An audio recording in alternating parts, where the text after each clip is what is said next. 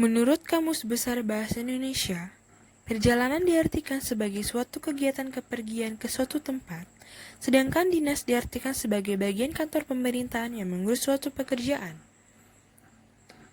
Menurut Wursanto, perjalanan dinas adalah perjalanan yang dilakukan oleh pimpinan suatu lembaga atau perusahaan dalam rangka melaksanakan tugas kedinasan. Berdasarkan teori di atas, dapat disimpulkan bahwa perjalanan dinas adalah perjalanan yang dilakukan oleh karyawan atau pegawai suatu lembaga atau perusahaan yang berkaitan dengan tugas suatu lembaga atau perusahaan dengan tugas pekerjaan kedinasan. Tugas pekerja kedinasan adalah tugas yang berkaitan dengan kepentingan lembaga perusahaan yang bersangkutan. Jenis transportasi digunakan berdasarkan waktu dan jarak tempuh perjalanan.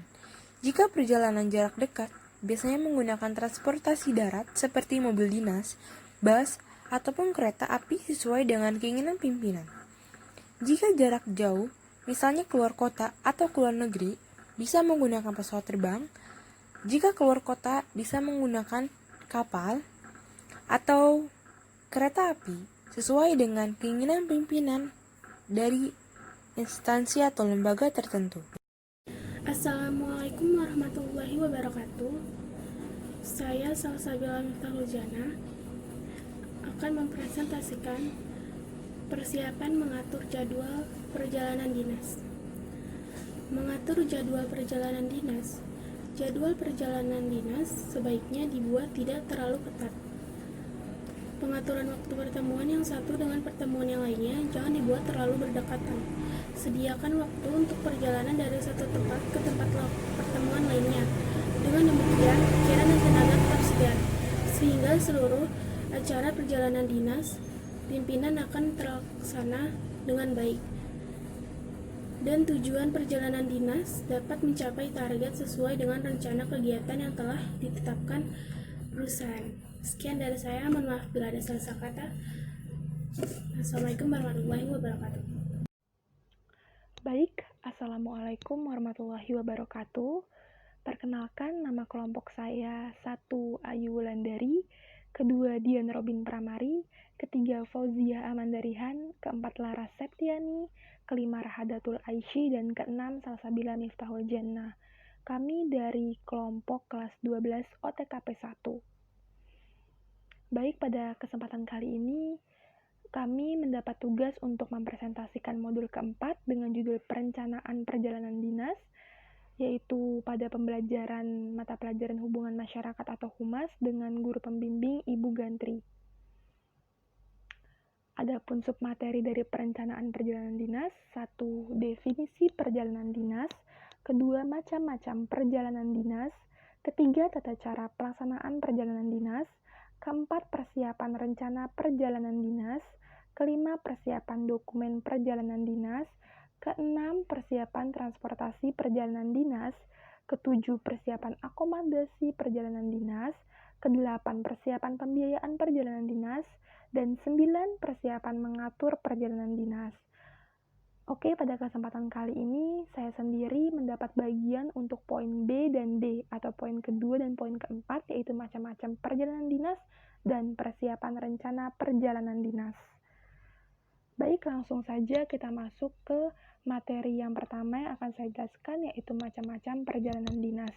Di dalam macam-macam perjalanan dinas itu ada 3 bagian atau 3 submateri atau 3 jenis, yaitu ada ditinjau dari wilayah tujuan, ditinjau dari transportasi, dan ditinjau dari tujuannya.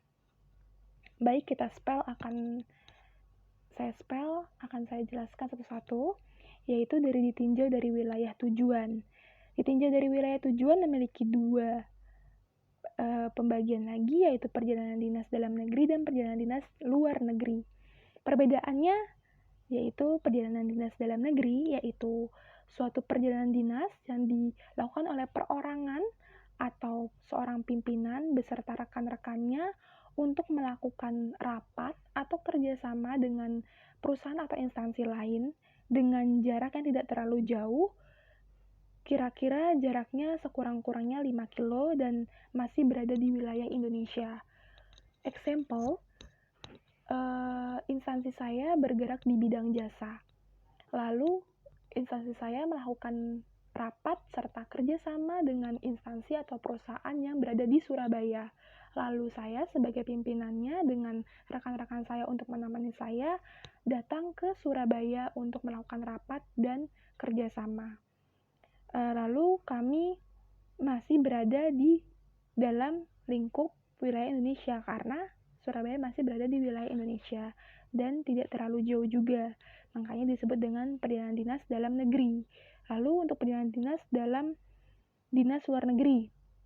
Perjalanan dinas luar negeri itu adalah perjalanan dinas perseorangan ataupun pimpinan yang memiliki jarak lumayan jauh dan berada di luar negara Indonesia. Kalau tadi kita berada di Surabaya, tapi kalau sekarang contohnya perusahaan saya mengadakan kerjasama dengan perusahaan jasa yang ada di Turki. Lalu saya sebagai pimpinannya dengan rekan-rekan saya pergi ke Turki untuk bisa melakukan namanya rapat atau kerjasama.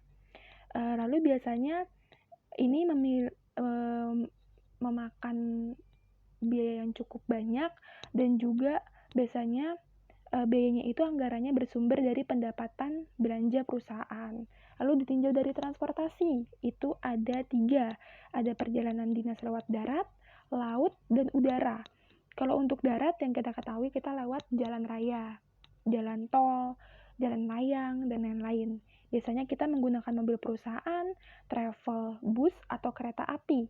Nah, biasanya kalau kita pakai mobil perusahaan itu, kita dilakukan jika kita melakukan kerjasama dengan perusahaan yang jaraknya lumayan dekat. Tapi jika kita melakukan perjalanan dengan menggunakan travel atau kereta api atau bus lain yang kita sewa untuk kita sendiri sebagai pimpinan atau rekan-rekan kita, itu biasanya tujuannya itu relatif jauh dan berguna untuk bisa meminimalisir tenaga agar tidak mengganggu kondisi kesehatan si pimpinan ataupun rekan-rekannya pada saat nanti melakukan rapat atau kerjasama dengan perusahaan lain. Lalu untuk dinas lewat laut ini biasanya digunakan saat pimpinan dan rekan-rekan kerjanya melakukan kerjasama dengan perusahaan lain jika memiliki waktu yang cukup panjang dan tidak mendesak atau tidak terburu-buru. Lalu dinas lewat udara itu dinas yang cukup harus dipertimbangkan baik efektivitas dan efisiennya, baik dalam segi waktu ataupun dananya, karena lewat udara itu memiliki namanya uang yang cukup yang harus kita keluarkan. Lalu agar bisa ekonomis, alangkah lebih baiknya kalau misalnya perjalanan dinasnya dekat, lebih baik lewat darat ataupun laut kalau memiliki waktu dan efektivitas jarak yang cukup. Tapi kalau misalnya jauh harus pakai lewat udara, harus diminimalisir dari jumlah yang ikut untuk bisa ikut rapat. Seperti itu. Ditinjau dari tujuan itu ada perjalanan dinas untuk mengikuti rapat kerja nasional, mengikuti seminar nasional, kunjungan ke daerah-daerah, mengadakan kunjungan atau pelatihan diklat, mengikuti pelantikan, terus menghadiri acara seremonial, dan perjalanan dinas karena mengikuti rapat umum pemegang saham. Lalu untuk yang kedua itu ada persiapan rencana perjalanan dinas. Di dalam perjalanan dinas itu pasti sebuah perusahaan atau instansi mengharapkan untuk bisa yang namanya melakukan kerjasama atau rapat secara efektif dan efisien. Lalu bagaimana caranya? Yaitu seorang administrasi kantor yang bisa kita sebut dengan sekretaris harus membuat yang namanya jadwal. Jadi sekretaris bukan hanya membuat jadwal agenda kerjanya pimpinan saat di perusahaan, tapi juga saat nanti perjalanan dinas si pimpinan harus dibikin juga. Lalu caranya itu supaya efektif, agar bisa efektif, seorang sekretaris itu harus berkoordinasi dengan seorang pimpinan atau saling bekerja sama supaya tidak terjadi kesalahan. Lalu namanya administrasi kantor atau sekretaris itu harus segera mengumpulkan informasi perjalanan atau traveling information sebelum melakukan perjalanan dinas. Lalu ada hal-hal yang harus dipersiapkan nih untuk dinas pimpinan, yaitu ada pihak yang bertanggung jawab dalam perjalanan dinas. Contohnya, saya sebagai pimpinan ya, saya yang bertanggung jawab atas perjalanan dinas tersebut kalau saya membawa asisten-asisten saya. Terus tujuan utama perjalanan dinas perpimpinan yaitu ya tujuannya untuk rapat atau untuk rapatkah, untuk kerjasamakah, untuk membahas tentang bahan-bahan yang baru kah, atau yang lain sebagainya. Terus jadwal yang pasti tentang acara perjalanan, itu pasti tentang waktu, yaitu dalam segi keberangkatan, kedatangan, persinggahan, atau kepulangan. Dari jam keberangkatannya, dari jam kedatangannya, sampai persinggahan dan kepulangan. Misalnya berangkatnya jam 7, berarti kan kita harus datang sebelum jam 7, dan persinggahan kita setelah sampai ke tempat tujuan kita mau singgah di mana. Terus untuk kepulangannya juga kapan, terus prosedur tentang transportasinya juga. Itu prosedur tentang transportasinya melalui akomodasi, maksudnya itu jenjang-jenjang, level-level dalam kelasnya. Contohnya seperti saya sebagai pimpinan, saya ingin hotel saya yang lebih sedikit kelasnya itu high, atau kelasnya itu utama lah, yang lebih enak dan nyaman. Tapi kalau untuk rekan-rekan saya bolehlah yang ekonomi atau yang standar gitu, supaya mereka juga nyaman, seperti itu. Pada saat penginapan di hotel ya, terus ada dokumen atau materi yang diperlukan. Dokumen atau materi yang diperlukan itu maksudnya itu adalah berkas-berkas, surat-surat, atau buku-buku panduan saat nanti kita melakukan rapat atau membahas yang namanya kerjasama antar perusahaan. Lalu ada jumlah uang perjalanan yang akan diperoleh oleh seorang pimpinan, itu sebagai uang simpanan yang dipegang oleh pimpinan sewaktu-waktu kita butuh dadakan untuk beli keperluan dadakan. Cara memperoleh penggantian biaya perjalanan juga, ada prosedur tentang transportasi dan hotel yang biasa dipakai oleh pimpinan. Maksudnya tuh transportasi apa sih yang biasa dipakai oleh pimpinan, terus hotel apa sih yang paling enak buat si pimpinan singgahi ini gitu. Terus ada cara pemesanan tiket juga loh. Nah, untuk informasi yang harus diketahui seorang administrasi atau yang disebut dengan sekretaris itu adalah sebagai berikut. Dalam pembelian tiket, dalam shuttle flight, open return, reconfirmation, redeeming tiket, atau perubahan pemesanan. Nah, pembelian tiket nih. Untuk pembelian tiket itu pastikan yang tadi dibilang ada level-levelnya, ada kelas-kelasnya, baik dalam tiket untuk transportasinya ataupun nanti penginapannya atau hotel. Nah, seorang sekretaris ini harus tahu nih pembelian tiketnya.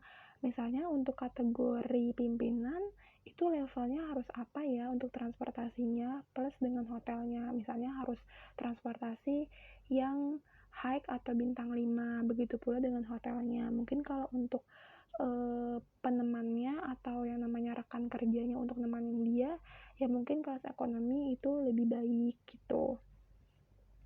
Terus pembelian tiket juga kalian harus memperhatikan yang namanya maskapainya yang harus dipakai untuk nanti penerbangannya.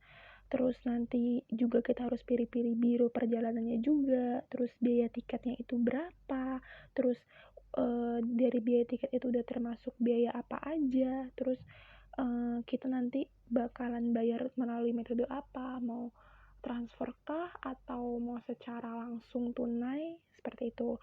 Terus ada shuttle flight itu adalah penerbangan pulang perginya. Nah, penerbangannya itu biasanya dilakukan setiap jam sehingga tidak perlu membuat pemesanan atau reservation ulang. Lalu oleh open return itu tiket yang dapat dipakai untuk perjalanan namun belum diketahui dengan pasti kapan akan kembali. Lalu untuk reconfirmation itu adalah konfirmasi ulang atau penegasan kembali tentang kapan pimpinan yang berangkat dengan perusahaan airlines tersebut atau maskapai tersebut. Nah, reconfirmation ini adalah konfirmasi kalau nyatain kita tuh udah bener-bener kepengen pakai maskapai tersebut untuk pimpinan kita datang di acara rapat atau kerjasama dengan perusahaan lain, seperti itu. Lalu redeeming tiket adalah membatalkan tiket ya. Udah selayaknya membatalkan tiket yang sudah kita beli seperti apa, pasti udah ada konsekuensinya juga kan. pembatalan tiket dalam redeeming tiket ini pasti ada biaya potongan untuk biaya administrasi si maskapai tersebut. Lalu perubahan pemesanan itu jika kita melakukan kesalahan nih, seharusnya kita fly ke Juanda, tapi kita malah fly ke Makassar. Kita harus melakukan perubahan pemesanan seperti itu. Gimana caranya? Yaitu sekretaris harus mengetahuinya. Biasanya kita harus menghubungi si pihak si maskapai tersebut agar tidak terjadi yang namanya kekeliruan dalam informasi. Lalu untuk custom regulation itu adalah bea cukai dari negara yang akan kita kunjungi, yang akan si pimpinan kunjungi, yang akan rekan-rekan pimpinan kita itu kunjungi. Lalu biasanya sebelum bepergian ke luar negeri itu si sekretaris ini harus mencari tahu nih tentang peraturan bea cukai dari si negara tersebut. Contoh, perusahaan saya kan bergerak di bidang jasa. Lalu perusahaan saya ingin mengadakan namanya kerjasama ke Turki, berarti kan ada biaya cukainya dong. Nah, biaya cukainya itu harus dipelajari sama si pihak sekretaris. Kenapa? Karena supaya kitanya bisa bayar sesuai dengan si negara yang kita datangi ini, supaya nggak terjadi yang namanya kita kena sanksi. Lalu biasanya sih biaya cukai itu akan dibayarkan untuk barang-barang yang akan masuk kabin, biasanya seperti itu. Barang-barang yang boleh dibawa masuk kabin itu biasanya itu barang-barang yang kena bea cukai, seperti itu.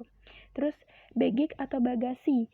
Bagasi adalah ketentuan tentang jumlah barang yang boleh dibawa ke kabin pesawat. Nah, bagasi tidak boleh melebihi ukuran nih dan berat yang telah ditentukan oleh si maskapai tersebut.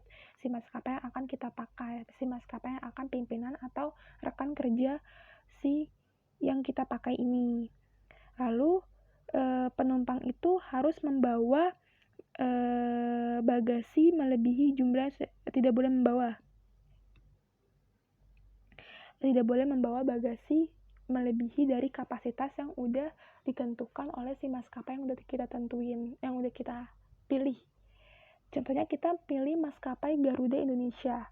Lalu Garuda Indonesia menetapkan berat per kilonya, berat sekian kilonya untuk masuk ke bagasi berapa. Lalu kalau misalnya gimana nih kalau misalnya si pimpinan itu melebihi kapasitas? Berarti kita harus membayar biaya tambahan atau yang disebut dengan baggage charge.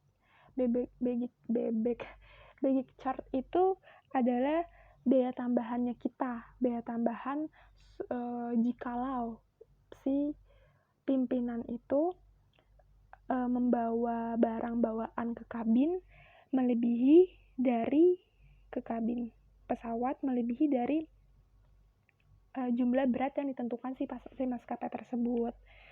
Nah, terus dalam bagasi penumpang itu ada 3 macam perbedaan loh.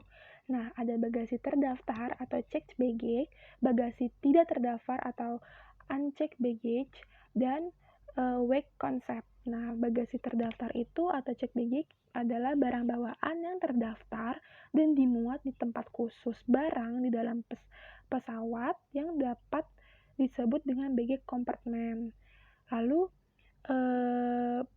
biasanya itu penumpang akan memperoleh label bagasi yang bernomor atau baggage yang namanya disebut dengan baggage tag kalau tidak salah ya, sebagai tanda terima waktu check-in. Nah, ini berarti bagasi penumpang tersebut sudah terdaftar dan masuknya ke dalam bagasi terdaftar atau check baggage.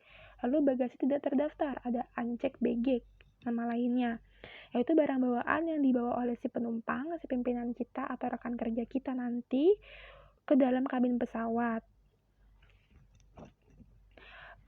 Biasanya penumpang tersebut harus meletakkan barang bawaannya itu di bawah kursi atau rak khusus yang tersedia nantinya. Nah, biasanya itu di atas kabin si penumpang tersebut. Nah, ada jenis barang bawaan nih yang boleh dibawa ke dalam kabin penumpang. Nah, biasanya kan kalau di bagasi itu namanya bagasi pesawat. Nah, itu bagasi pesawat itu di pesawatnya tersebut. Tapi kalau ini namanya kabin. Kabin itu di kabin penumpang yang di dalamnya. Kalau kita lagi duduk di pesawat, itu atap atasnya itu ada kayak cembung-cembungan gitu, itu namanya kabin. Nah, itu kabin penumpang namanya. Nah, itu ada 2 kategori, ada free carry on item dan cabin baggage. Nah, free carry on item itu adalah barang bawaan yang boleh dibawa ke dalam kabin penumpang tanpa harus ditimbang dan tanpa juga harus diperiksa dan tidak ada biaya apapun. Kalau misalnya cabin baggage itu adalah barang bawaan yang kalau misalnya kita masuk ke kabin penumpang itu harus melalui proses, harus diperiksa, harus ditimbang juga. Bedanya seperti itu. Kalau free carry berarti dia itu tidak ada embel apapun, tidak ada embel-embel apapun, tidak ada persyaratan apapun.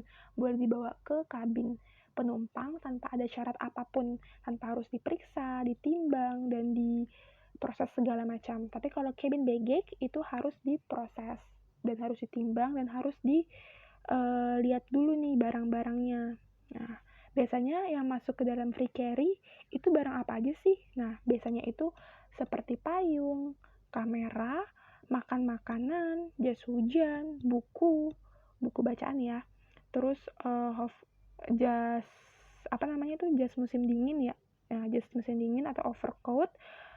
Lalu untuk perlengkapan bayi yang bisa dilakukan selama dalam perjalanan lah, barang-barang yang nggak bisa jauh dan kebutuhannya itu mendesak dalam perjalanan, biasanya itu diperbolehkan dan masuk ke dalam free carry.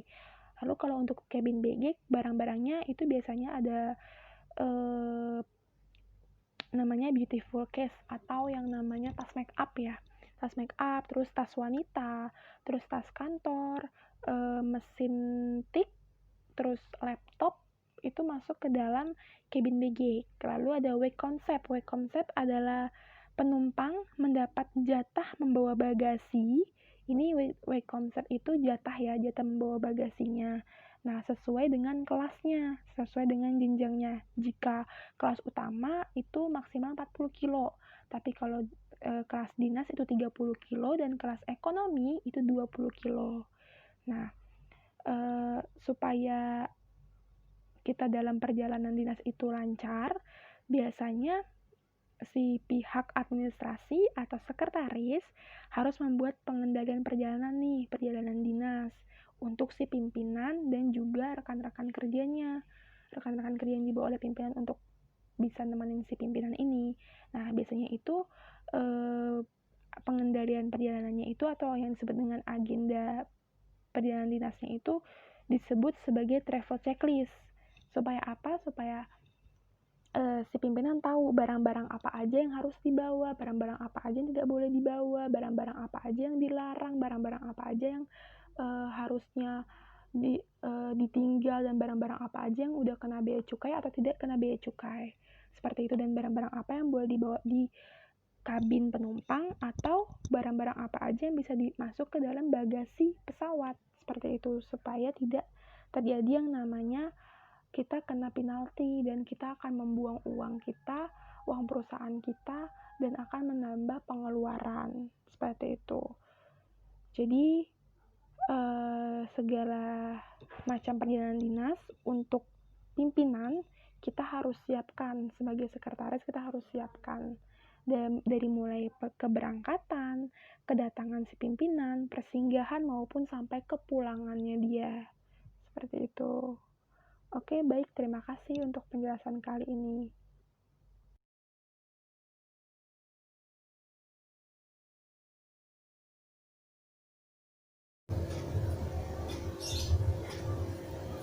Persiapan pembiayaan perjalanan dinas, yaitu rencana anggaran yang dibuat secara rinci yang mencakup jumlah biaya yang telah dikeluarkan oleh perusahaan untuk kepentingan selama perjalanan dinas pimpinan. Jenis pembiayaan dalam perjalanan dinas. Yang pertama ada biaya dokumen perjalanan. Misalnya biaya pengurus paspor, biaya fiskal, airport tax, biaya exit permit, dan biaya health certificate.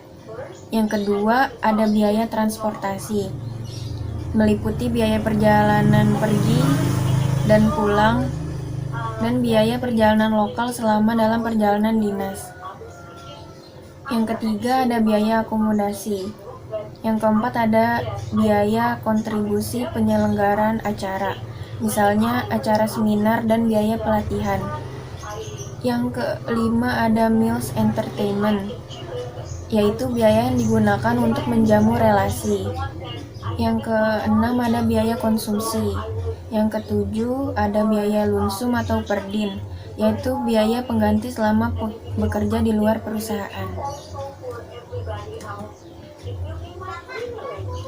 Macam-macam alat pembayaran perjalanan dinas. Yang pertama ada traveler's check, yaitu alat pembayaran sejenis cek yang dibuat untuk orang berpergian dengan jumlah nominal yang relatif kecil.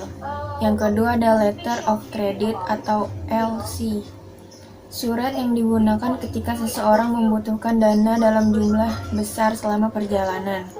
Yang ketiga ada credit card atau kartu kredit, yaitu kartu yang diterbitkan suatu bank untuk meminjamkan uang kepada konsumennya.